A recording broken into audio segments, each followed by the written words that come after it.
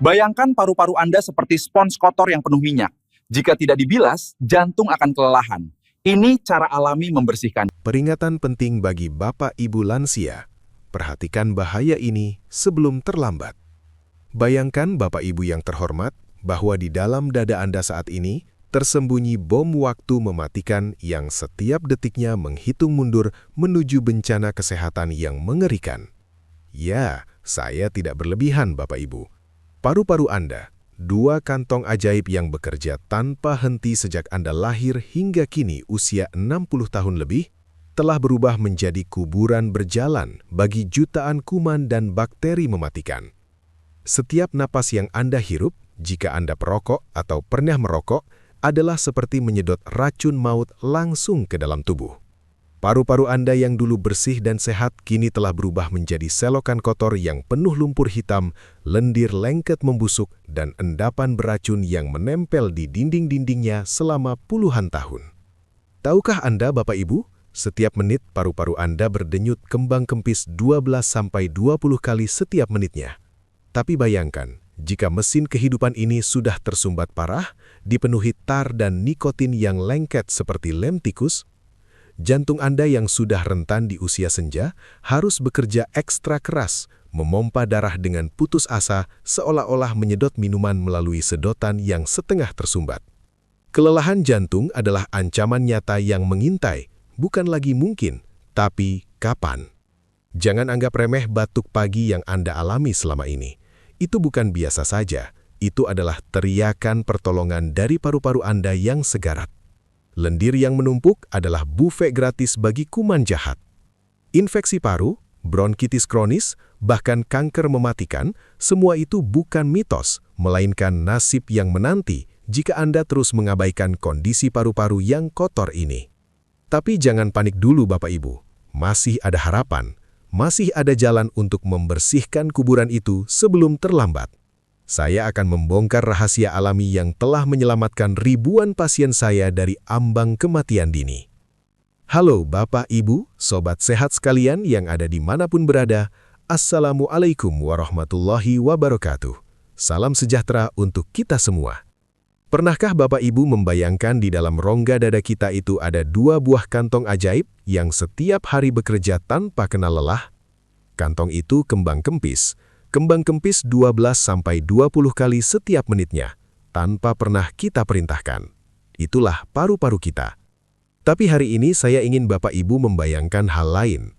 Bayangkan sebuah selokan di depan rumah yang setiap hari dialiri air kotor, sisa dapur dan lumpur. Sudah bertahun-tahun selokan itu tidak pernah dikuras, hanya kebanjiran sesekali, lalu surut sendiri. Kira-kira bagaimana kondisi selokan itu sekarang? Pasti sudah penuh dengan endapan lumpur hitam, lendir lengket, dan baunya tentu tidak sedap. Nah, Bapak Ibu yang saya hormati, kurang lebih seperti itulah gambaran paru-paru seorang perokok berat yang sudah bertahun-tahun menghisap asap rokok. Bersama saya, Dr. Slamet Wibowo dari Klinik Sehat Lansia. Sebelum kita masuk lebih dalam ke pembahasan yang sangat penting ini, ada satu hal yang sangat berarti bagi saya pribadi. Jika Bapak Ibu merasa bahwa channel Resep Lansia Hebat ini bermanfaat, jika Bapak Ibu ingin selalu diingatkan tentang kesehatan dengan cara yang hangat dan bersahabat, tolong klik tombol subscribe di pojok kanan bawah video ini. Tekan saja, gratis, dan tidak akan mengganggu dompet Bapak Ibu. Dengan subscribe, Bapak Ibu akan menjadi bagian dari keluarga besar Sobat Sehat, dan saya akan sering-sering menemani Bapak Ibu menjaga kesehatan dari dalam. Nah, saya ingin mengajak Bapak Ibu berinteraksi sebentar. Coba Bapak Ibu tulis di kolom komentar ya, saya ingin paru-paru saya bersih kembali. Lalu tulis juga asal kota Bapak Ibu. Misalnya saya ingin paru-paru saya bersih kembali dari Jakarta, atau dari Surabaya, dari Medan, dari Aceh, dari manapun itu. Saya akan sangat senang membaca komentar Bapak Ibu satu persatu. Karena dengan menuliskan harapan itu, insya Allah ini menjadi langkah awal kita untuk lebih peduli pada kesehatan. Tanpa bertele-tele lagi, karena saya tahu Bapak Ibu pasti sudah tidak sabar, sambil mendengarkan penjelasan saya nanti, mungkin Bapak Ibu bisa menyiapkan secangkir teh hangat atau mungkin air putih hangat. Kita akan ngobrol panjang lebar tentang bagaimana cara membersihkan paru-paru yang penuh dengan lendir dan dahak, terutama untuk Bapak Ibu yang mungkin sudah puluhan tahun menjadi perokok berat, atau bahkan untuk Bapak Ibu yang dulu pernah merokok tapi sekarang sudah berhenti, namun masih merasa ada yang mengganjal di tenggorokan. Baik Bapak Ibu, mari kita mulai dengan penjelasan sederhana. Paru-paru kita ini sebenarnya dirancang sangat canggih oleh Yang Maha Kuasa. Di dalamnya ada jutaan rambut-rambut halus yang namanya silia. Tugas silia ini seperti sapu-sapu kecil yang selalu bergerak membersihkan debu, kuman, dan lendir yang masuk setiap kali kita bernapas. Mereka bekerja seperti petugas kebersihan yang rajin menyapu jalanan. Nah, sekarang bayangkan Bapak Ibu punya spons pencuci piring yang baru, warnanya bersih, pori-porinya bagus, dan elastis.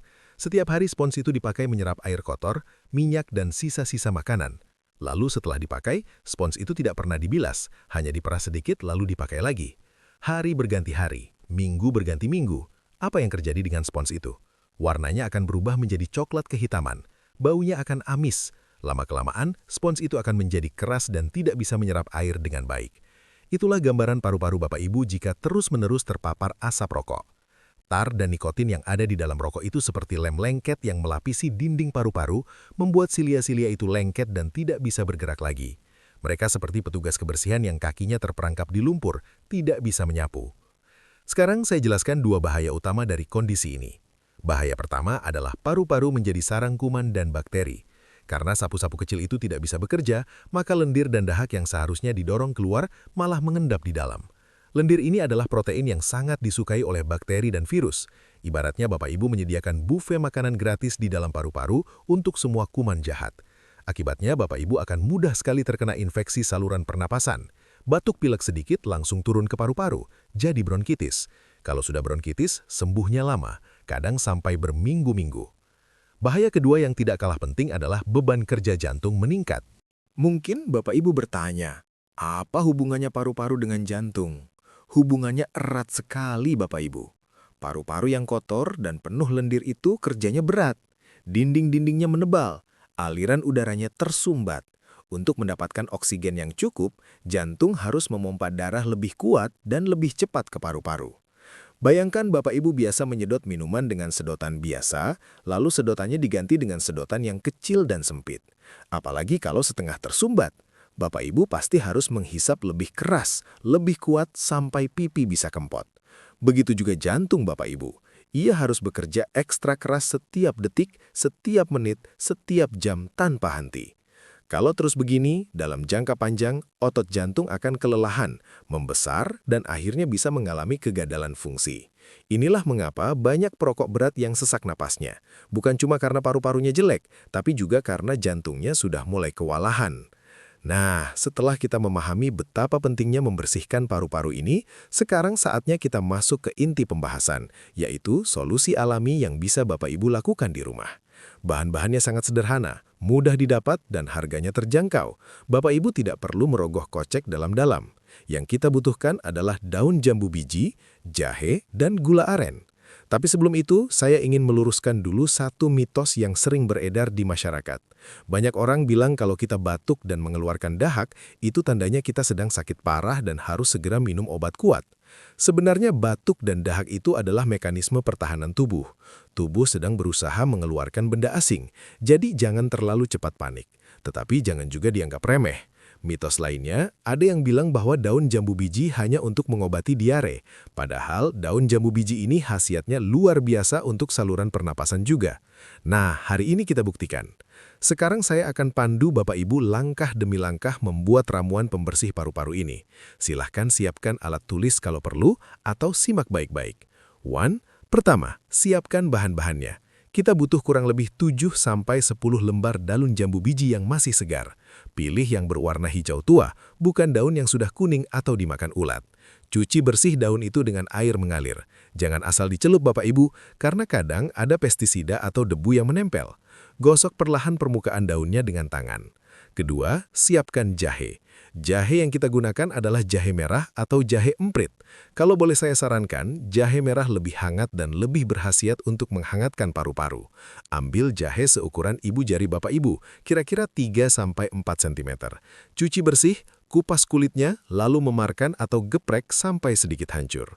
Tujuan dimemarkan ini agar kandungan minyak atsiri dan zat aktifnya keluar saat direbus. Ketiga, siapkan gula aren. Gula aren ini berbeda dengan gula pasir biasa. Gula aren mengandung mineral yang baik untuk tubuh dan yang paling penting, rasanya yang manis dan legit bisa menutupi rasa pahit dari daun jambu biji. Ambil gula aren kira-kira sebesar setengah kepalan tangan Bapak Ibu. Sisir halus atau potong-potong kecil agar mudah larut. Keempat, proses memasak. Siapkan panci kecil atau teko dari tanah liat jika ada. Karena memasak dengan periuk, tanah liat konon lebih bagus mencegah khasiat. Tapi kalau tidak ada panci stainless, biasa juga tidak masalah. Masukkan semua bahan ke dalam panci. Daun jambu biji, jahe yang sudah dimemarkan, dan gula aren yang sudah disisir. Lalu tuangkan air bersih sebanyak 4 gelas atau sekitar 800 ml. Nyalakan api kompor dengan api sedang cenderung kecil. Jangan gunakan api besar karena nanti airnya cepat habis tapi sari bahan belum keluar maksimal. Rebus perlahan-lahan. Biarkan air mendidih, lalu kecilkan api. Kita ingin air rebusan ini menyusut menjadi setengahnya, yaitu sekitar 2 gelas atau 400 ml. Proses merebus ini kira-kira memakan waktu 30-45 menit. Bapak Ibu akan melihat airnya berubah warna menjadi coklat kehitaman dan aromanya harum khas jahe bercampur dengan aroma daun jambu. Tanda ramuan sudah matang adalah ketika air sudah berkurang banyak, warnanya pekat, dan rasanya sudah menyatu. Matikan api. Biarkan hangat-hangat kuku, lalu saring airnya ke dalam gelas atau teko. Pisahkan dari ampas daun dan jahe. Bapak Ibu akan mendapatkan air rebusan berwarna coklat gelap. Kelima, cara konsumsi. Ramuan ini sebaiknya diminum dalam keadaan hangat, bukan dingin dan bukan panas sekali. Hangat-hangat kuku paling baik. Minumlah 1 gelas di pagi hari sekitar 30 menit sebelum sarapan dan 1 gelas lagi di sore hari sekitar jam 4 sore. Atau bisa juga malam sebelum tidur, asalkan perut tidak dalam keadaan penuh. Lakukan secara rutin setiap hari selama 2 minggu. Bapak Ibu akan merasakan perubahan. Dahak akan lebih mudah keluar, batuk berkurang, dan napas terasa lebih lega. Saya ingatkan, ini adalah terapi pendamping. Bukan berarti dengan minum ramuan ini lalu Bapak Ibu bebas merokok sebanyak-banyaknya. Justru ini adalah alat bantu untuk membersihkan sisa-sisa kerusakan yang sudah terjadi. Langkah paling utama, tetaplah berhenti merokok. Kalau Bapak Ibu merasa berat berhenti total, kurangi secara bertahap 1 batang sehari, lalu 2 hari sekali, dan seterusnya. Sekarang saya ajak Bapak Ibu melakukan sesuatu. Coba Bapak Ibu ikuti instruksi saya sederhana ini. Angkat tangan kanan Bapak Ibu, lalu tepuk-tepuk perlahan dada kiri Bapak Ibu tepat di sekitar tulang dada. Tepuk dengan lembut, jangan keras-keras. Lakukan sambil menarik napas dalam. Apakah Bapak Ibu merasakan sensasi seperti ada getaran atau bunyi seperti gendang? Kalau iya, itu menandakan bahwa di dalam rongga dada Bapak Ibu mungkin ada penumpukan lendir yang agak kental. Selanjutnya, coba Bapak Ibu duduk tegak, tarik napas panjang melalui hidung, tahan selama 3 detik, lalu hembuskan perlahan melalui mulut sambil mengerucutkan bibir seperti mau bersiul. Perhatikan, apakah napas Bapak Ibu terasa panjang dan lancar atau justru tersendat-sendat dan berbunyi? Ulangi sekali lagi. Tarik, tahan, hembuskan, rasakan. Jika Bapak Ibu merasakan napas terasa pendek atau ada bunyi grok-grok di dada, itu adalah pertanda bahwa saluran napas Bapak Ibu perlu dibersihkan. Satu lagi yang sering tidak disadari, coba Bapak Ibu rasakan tenggorokan sekarang. Apakah ada rasa gatal atau seperti ada yang mengganjal? Kadang kita merasa tenggorokan gatal lalu berdaham-daham. Itu adalah cara tubuh memberitahu kita bahwa ada lendir yang menempel di dinding belakang tenggorokan. Lendir ini bisa berasal dari paru-paru yang naik ke atas. Jadi, jangan diabaikan. Nah, setelah Bapak Ibu melakukan tes sederhana ini, saya harap Bapak Ibu semakin paham kondisi tubuh sendiri. Kesehatan itu mahal harganya, dan deteksi dini adalah kuncinya. Bapak Ibu yang saya hormati, izinkan saya bercerita sedikit tentang pengalaman saya menangani pasien. Ini kisah nyata, meskipun nama dan tempatnya saya samarkan. Ada seorang pasien laki-laki, sebut saja Pak Bambang, usia 68 tahun. Beliau datang ke praktek saya dengan keluhan batuk yang sudah berlangsung lebih dari 3 bulan. Batuknya kering di awal, lalu lama-lama berdahak, dan akhir-akhir ini dahaknya berwarna kuning kehijauan. Pak Bambang ini pensiunan pegawai swasta, dan beliau mengaku merokok sejak usia 17 tahun. Artinya, sudah 51 tahun beliau merokok, Bapak Ibu. Bayangkan, setengah abad lebih asap rokok masuk ke paru-parunya. Awalnya, Pak Bambang menganggap batuknya ini biasa. Ah, ini mah batuk biasa, Dok. Sudah lama begini, paling karena cuaca. Katanya begitu. Beliau hanya minum obat batuk yang dijual bebas di warung, minum jamu gendong, tapi tidak kunjung sembuh. Sampai suatu hari, beliau merasa sesak napas saat naik tangga ke lantai 2 rumahnya. Padahal dulu naik tangga itu biasa saja. Kini baru naik 5 anak tangga, sudah terengah-engah harus berhenti dulu. Akhirnya anaknya membawa beliau ke saya. Setelah saya periksa dan saya lakukan ronsen dada, ternyata paru-paru Pak Bambang sudah dalam kondisi yang memprihatinkan. Ada gambaran bronkitis kronis yang sangat jelas. Saluran udaranya menyempit di mana-mana dan ada area-area yang sudah mengalami fibrosis atau pengerasan jaringan paru. Yang lebih membuat saya sedih, ada bercak-bercak yang mencurigakan yang harus kami tindak lanjuti dengan pemeriksaan lebih lanjut. Alhamdulillah, setelah diperiksa lebih detail, itu bukan kanker, tapi sudah masuk dalam kategori PPOK stadium sedang, penyakit paru obstruktif kronis. Pak Bambang menangis di ruang praktik saya. Beliau menyesal karena bertahun-tahun meremehkan batuknya. Saya kira batuk itu teman sejati, Dok, karena setiap pagi saya selalu batuk. Saya anggap itu biasa, katanya dengan nada bergetar. Apa kesalahan fatal Pak Bambang? Kesalahannya adalah menganggap batuk sebagai hal yang normal. Bapak Ibu, batuk yang berlangsung lebih dari 3 minggu itu tidak normal. Apalagi jika disertai dahak yang berubah warna, sesak napas atau berat badan turun tanpa sebab. Itu adalah alarm bahaya. Pak Bambang juga mengabaikan pentingnya detoksifikasi paru-paru.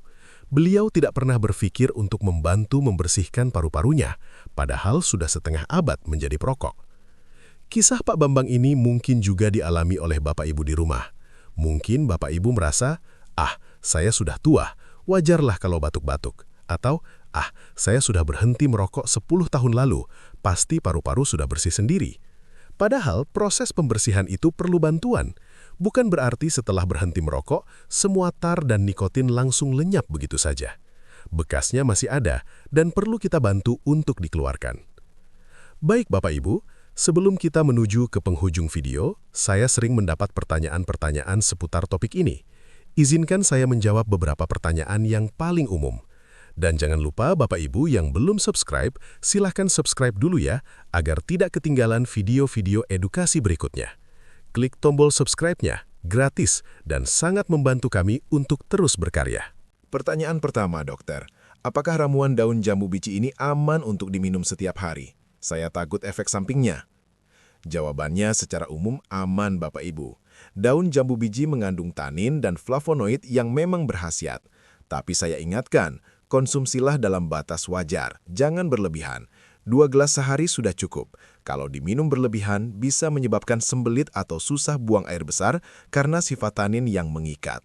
Juga bagi Bapak Ibu yang memiliki riwayat sakit mah kronis, sebaiknya minum setelah makan, bukan sebelum makan, agar tidak mengiritasi lambung.